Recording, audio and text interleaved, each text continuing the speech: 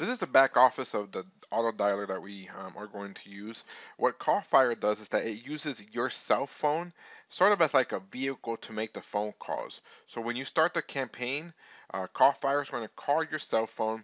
However, the caller ID that appears on the phone when a call is placed is our caller ID, our business caller ID, but it uses your cell phone kind of like I said as a vehicle to place a phone call. So the first thing you need to do when you first begin, the very first time you log in, is to go to the settings button, and if you want to put your first and last name here, that's fine. Um, what's more important is here, make sure this number is the number that CallFire is going to call you on. So it could be your cell phone number. Well, that's where it is, your cell phone number. So make sure you put a cell phone number here that CallFire can call you on to connect you to their system. Now here, I'll go over the music part as we go in. So once you got that taken care of, once you got the number taken care of, just press join campaign. I am going to receive a phone call right now. All right, there goes the phone call. Now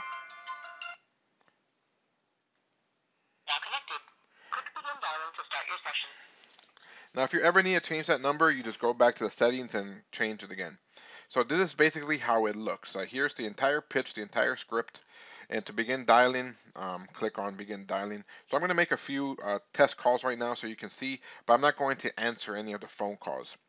So when you press begin dialing, it has a name here, the individual. In this case, his name is Robert, the name of the company on the right-hand side, and their phone number. And then once they answer or it goes to voicemail, you'll see a few options here that are going to appear. Now, what I was saying about the music is there's music playing during this time.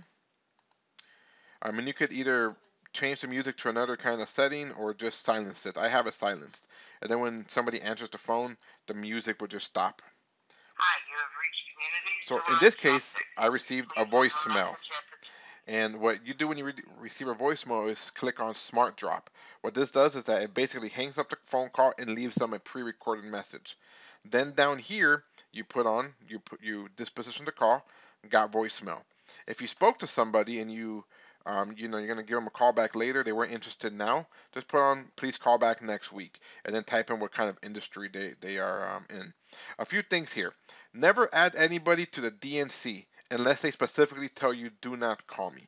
If they say not interested, that's fine. They're not interested now, but maybe next week, next 2 weeks when we call them again, they have a new project that they need a fund and they might be interested then. So never, ever, ever add anybody to a DNC. Um, when somebody's added to a DNC, we get a report, and then we absolutely every time listen to that conversation to make sure that they specifically said, "Do not call me back." These leads are costing us money, so if they weren't interested now, that does not mean they're not interested a few weeks down the road. So in this case, I clicked on leave a voicemail. You disposition the phone call, press save, and then go on to the next call. The call does not the next call doesn't begin until you press next call. So now we're going on to the next call. Next call is from, we're going to be calling James. James from Bryan and Company Incorporated. And let's see if they answer.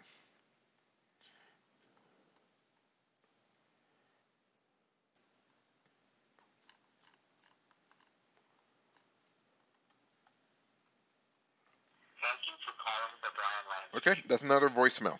So what I'm going to do here, I'm going to drop the call, or smart drop rather, and it's going to leave an automatic voicemail. I'll just put here left message. Now, one important thing before I finish this up here about the break button. If you look down here, it says I've made 2 calls in a matter of 3 minutes. Every time you see this session, 3 minutes and 17 seconds, 3 minutes and 18 seconds, every time you see the session still active, I'm being charged for every single second, every single minute that you're on the dialer, that you're logged in here.